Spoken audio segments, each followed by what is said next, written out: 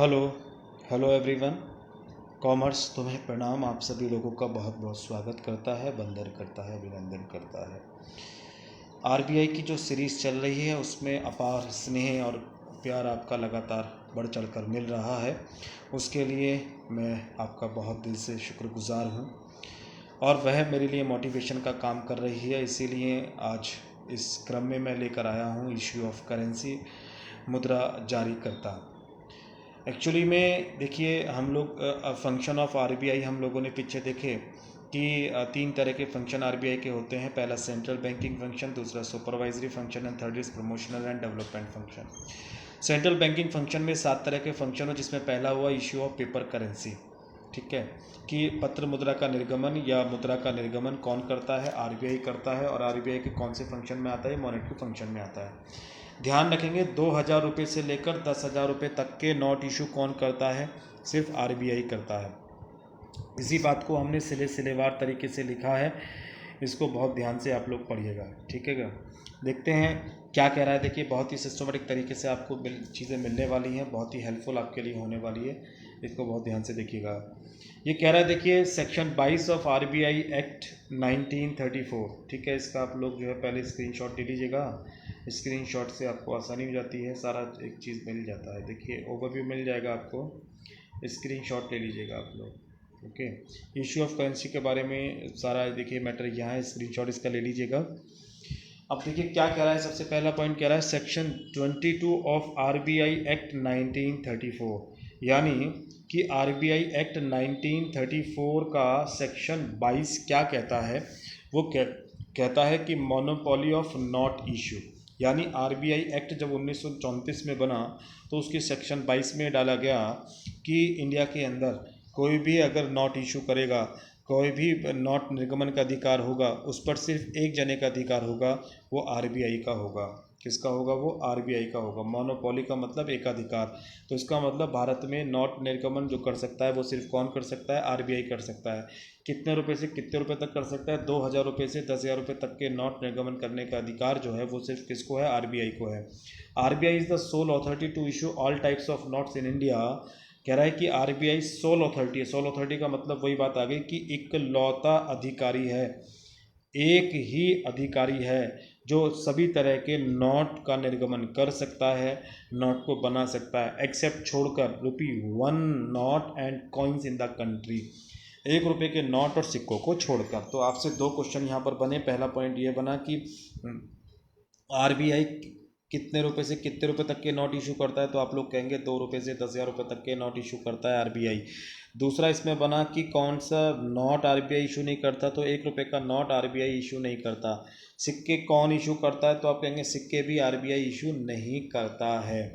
आगे लिखा इसी बात को इन्होंने एक्सप्लेन करके कि ₹1 note and coins are issued by ministry of finance of government of India. ठीक है, 1 रुपये का नोट और सिक्के जो इशू करे जाते हैं वो किसके द्वारा करे जाते हैं इशू? मिनिस्ट्री ऑफ फाइनेंस, यानी वित्त मंत्रालय द्वारा, गवर्नमेंट ऑफ इंडिया के वित्त मंत्रालय द्वारा इशू किया जाता है। बड़ी अच्छी बात यहाँ पर आपने इन्होंने की है कि जो है, एक तो ध्यान रखना है कि 2 रुपये से 10,000 रुपये तक के नोट इशू करता है आरबीआई। दूसरी बात इन्होंने कही कि जो 1 रुपये का नोट और सिक्के भारत में इशू किए जाते हैं वो मिनिस्ट्री ऑफ फाइनेंस द्वारा किए जाते हैं। The note of ₹1 is signed by the finance secretary and all other notes are signed by the governor of RBI. कह रहा है कि 1 रुपये का जो नोट होता है उस पर साइन जो होते हैं वो वित्त सचिव के होते हैं। किसके साइन होते हैं उस पर? वित्त सचिव के साइन होते हैं। ध्यान रखने वाली बात है। और 1 रुपये के अलावा जो अन्य नोटों पर साइन होते हैं वो किसके होते हैं? वो गवर्नर के होते हैं। हमने आपको बताया कि वित्त सचिव जो इस समय है वो श्री अजय भूषण पांडे हैं और जो गवर्नर हैं वो गवर्नर श्री शक्तिकांत दास हैं। तो ये आज के हिसाब से हैं। आगे पीछे अगर वीडियो आप लोग देख रहे हो तो उसको अपडेट कर लीजिएगा। तो ध्यान रखेंगे, 1 रुपये के नोट पर वित्त सचिव के और बाकी सारे नोटों पर गवर्नर के साइन होते हैं। ये ध्यान रखने वाली बात है। आफ्टर इट कहता है the RBI as an agent of the government distribute ₹1 note and coins throughout the country. देखिए, वो बात अलग है कि जो है उस पर जो इशू होता है, जो 1 रुपये के नोट पर साइन वित्त सचिव के होते हैं, जो इशू करता है वो गवर्नमेंट ऑफ इंडिया करता है सिक्के भी, बट उसको जो बांटता है वो आरबीआई ही बांटता है, यानी आरबीआई का ही काम नीचे तक पहुंचाना होता है। बैंक पहले आरबीआई क्या काम करेगा, आरबीआई बैंकों में देगा और बैंक पब्लिक को देगी। तो ये जो स्टेप्स हैं, यानी कि छापने का अधिकार हालांकि गवर्नमेंट के पास 1 रुपये के नोट और सिक्कों का, बट जो इनको डिस्ट्रीब्यूट करेगा, जो बांटेगा, वो आरबीआई ही बांटेगा। ये ध्यान में रखने वाली बात है। आरबीआई द्वारा जारी प्रत्येक नोट की अंतिम देयता सरकार की होती है, भले ही भुगतान का वायदा आरबीआई करता है। देखिए इस पर लिखा रहता है, अपने नोट पर गौर से अगर देखा हो तो लिखा रहता है, मैं 100 रुपये भुगतान करने का वचन देता हूँ, ऐसे करके कुछ लिखा रहता है ना। 100 के नोट पर आप लोग देखिए, या किसी भी नोट पर जो है आपको लिखा मिलेगा, गौर से आप लोग नोट को देखिएगा तो आपको उस पर ज़रूर मिलेगा, ठीक है ना। तो ये जो मैं धारक को 100 रुपये अदा करने का वचन देता हूँ, ऐसे गवर्नर के फिर नीचे साइन मिलेंगे। तो ये जो साइन मिल रहे हैं, इसका मतलब ये हुआ कि अगर कुछ बात होती है तो इसमें आरबीआई का गवर्नर पैसे देगा नहीं। आरबीआई क्योंकि एक एजेंट के तौर पर काम कर रहा है गवर्नमेंट के, तो वो भुगतान कौन करेगा, वो गवर्नमेंट करेगा। तो इसीलिए इसने कहा है कि आरबीआई द्वारा जारी प्रत्येक नोट की अंतिम पेमेंट सरकार की तरफ से होता है, भले ही भुगतान का वायदा किसने करा हो, आरबीआई ने करा हो। कह रहे now the government of India and Reserve bank of India has stop withdraw ₹1 note and 2 notes because there need is being met with coins.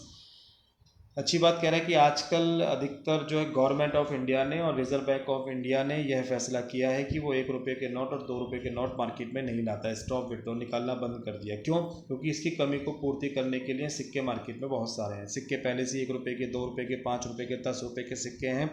तो इन सिक्कों की खपत पहले ही बहुत सारी है, तो इन सिक्कों की वजह से ही अब गवर्नमेंट ऑफ इंडिया और आरबीआई 1 रुपये के और 2 रुपये के नए नोट नहीं निकालती है। कह रहा है फ्रॉम जून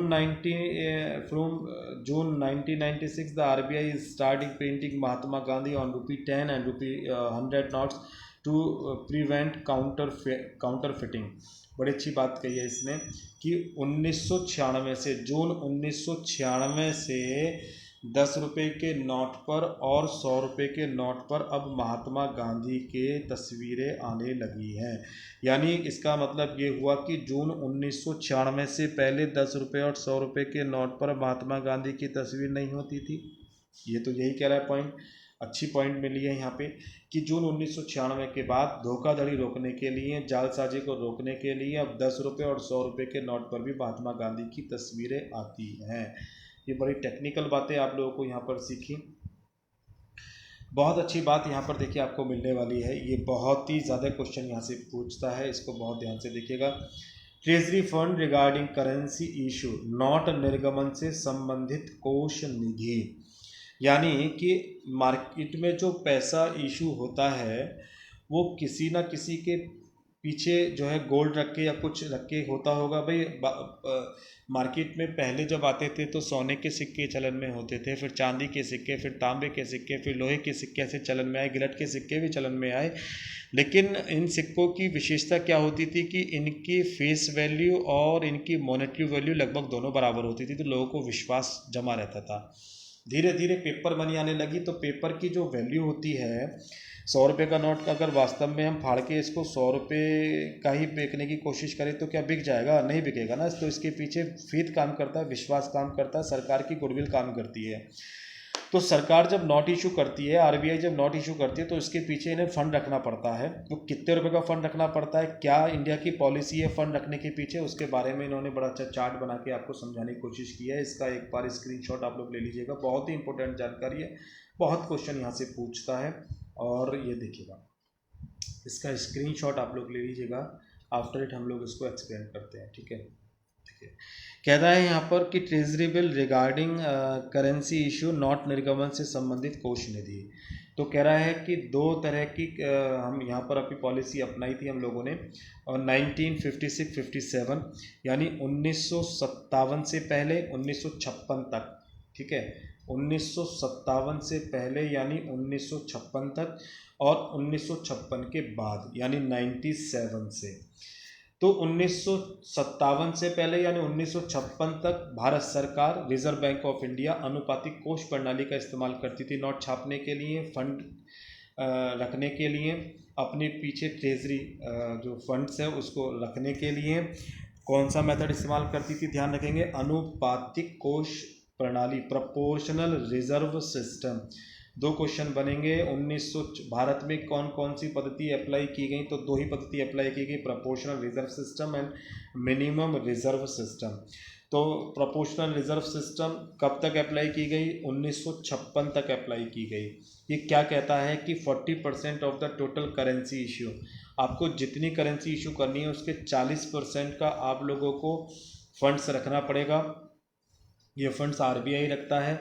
और फंड्स 40%, जैसे मान लीजिए कि आपको 100 करोड़ रुपए के नोट इशू करने, तो 100 करोड़ रुपए का 40% आपको फंड्स रखना पड़ेगा। उस फंड्स में रख क्या सकते हैं आप लोग, in terms of gold and foreign securities, सोना रखना पड़ेगा और विदेशी प्रतिभूतियाँ या विदेशी पैसा, डॉलर हो चाहे केन हो येन हो, ऐसे करके जो पैसा है वो रखना पड़ेगा। कितने परसेंट रखना पड़ेगा, 40%। साफ ही कह रहा है अनुपातिक, 200 करोड़ कहेंगे तो 200 का 40%, 4 दूनी 80 करोड़ रुपए का गोल्ड और आपको फॉरेन सिक्योरिटीज़ रखनी पड़ेंगी। प्रपोर्शन नाम इसलिए रखा गया कि आगे बढ़ते जाएंगे नोट, जितना ज़्यादा बढ़ाते जाएंगे उतना ज़्यादा फंड बढ़ता जाएगा, जितना नोट कम करते जाएंगे उतना फंड्स आपका घटता जाएगा, इसलिए इसी आधार पर इसका नाम रखा गया अनुपातिक कोष प्रणाली।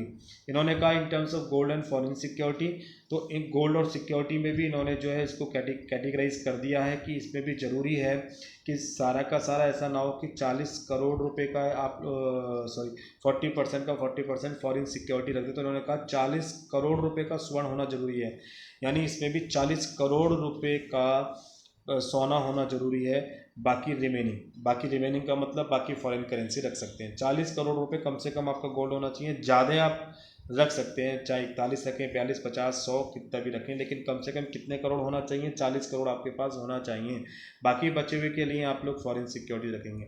यह जो व्यवस्था चली इंडिया में वो 20 वर्ष तक चली। कितने वर्ष तक चली, 20 वर्ष तक। आपको बहुत सारी चीज़ें जानकारी मिली, तो कई सारी जानकारी। प्रोपोर्शनल रिजर्व सिस्टम कब तक चला, 1996 तक चला। प्रोपोर्शनल रिजर्व का सिस्टम का मतलब हो गया कि नोट ज़्यादा है तो फंड्स ज़्यादा, नोट कम तो फंड्स कम। कितने परसेंट रखा जाता है, 40% ऑफ द करेंसी का रखा जाता है। किस में रखा जाता है, गोल्ड में और फॉरेन सिक्योरिटी में रखा जाता है। इसमें से गोल्ड रखना कितना जरूरी, 40 करोड़ रुपए का स्वर्ण रखना जरूरी होता है, गोल्ड रखना। बाकी की आप लोग सिक्योरिटी रख सकते हैं। व्यवस्था 20 साल तक चली, तो इसके हिसाब से हम ये आकलन कर सकते हैं 1956 तक चला। तो 1956 से पहले 20 साल अगर हम लोग करें तो इसका मतलब 1930 में जो है ये अप्लाई किया गया। 1930 20 साल कह रहा है ना, तो 1936 से चला, ठीक है ना। 1935 में तो RBI reserve bank of India ही बना, तो स्थापना की गई। तो 1936, 46 और 56, 1936 से लेकर 1956 तक यही वाला मेथड चला। इसके बाद 1956 के बाद 1957 से हमारे यहाँ मेथड बदल दिया गया। हमारे यहाँ नोट निर्गमन करने के लिए जो ट्रेजरी फंड रखा जाता है पीछे, जो इसके पीछे फंड रखा जाता है, वो मिनिमम रिजर्व सिस्टम अप्लाई कर दिया गया, न्यूनतम कोष प्रणाली। यानी यहाँ पर कितना भी नोट इशू करो उतना ही रहेगा, उतना ही फंड्स आप लोग जमा करेंगे, इसीलिए इसको कहा गया मिनिमम कोष प्रणाली। फॉलोड बाई 30 अक्टूबर 1957, डेट याद रखना, 31 अक्टूबर 1957 से यह न्यूनतम कोष प्रणाली हमारे यहाँ अप्लाई की जाने लगी है। मिनिमम 200 करोड़ रुपए रखते हैं इसके अंदर। कितने करोड़ रुपए रखते हैं, 200 करोड़ रुपए रखते हैं। ये 200 करोड़ रुपए किस में रखे जाते हैं, ये भी गोल्ड और सिक्योरिटीज़ में, गोल्ड और फॉरेन सिक्योरिटीज़ में रखे जाते हैं। सोने में रखे जाते हैं और विदेशी प्रतिभूतियों में रखे जाते हैं, लेकिन ज़रूरी है कि इसमें 115 रुपये का सोना हो और 85 करोड़ रुपए की फॉरेन सिक्योरिटी, यानी मिनिमम 115 रुपये का गोल्ड होना जरूरी है। 85 करोड़ के रूप में डॉलर हो सकता है, फॉरेन सिक्योरिटीज़ विदेशी प्रतिभूतियाँ हो सकती हैं। आई होप आपको ये मेथड समझ में आ गए होंगे। बड़ी टेक्निकल बातें थी। कह भी रहा है, by keeping this funds the RBI can issue any amount of note as per the requirement of the country. कितने भी रुपए इशू कर सकता है। आप 400 करोड़ रुपए इशू करें तब भी आपको 200 करोड़ रुपए का फंड रखना पड़ेगा। आप 1000 करोड़ इशू करें तब भी आपको 200 करोड़ का इशू करना पड़ेगा, इसलिए इसको कहा जाता है मिनिमम रिजर्व सिस्टम। ये मेथड आपको समझ में आ गए होंगे। बहुत जानकारी आपको यहाँ से मिल गई होगी एक सिलेवार तरीके से, बिल्कुल कितने परसेंट रखना होता है, कौन से सन से इशू, किस रूप में रखना पड़ता है, कौन से सन से ये व्यवस्था लगी। आज भी हमारे यहाँ मिनिमम रिजर्व सिस्टम चलता है। यह वीडियो आपको बहुत अच्छी लगी हो तो आप अपने दोस्तों को शेयर कीजिएगा, सबको शेयर कीजिएगा, सब इसका लाभ उठाएं। इसी कामना के साथ आपका भविष्य उज्जवल हो और भविष्य आपका बहुत बहुत मंगलमय हो और नित्य नई ऊंचाइयों को आप लोग नमन करें। इसी कामना के साथ आपसे आज विदा लेते हैं। कल फिर पुनः नए टॉपिक के साथ, नई जानकारी के साथ आपके सामने हाजिर होंगे। आपका बहुत बहुत धन्यवाद।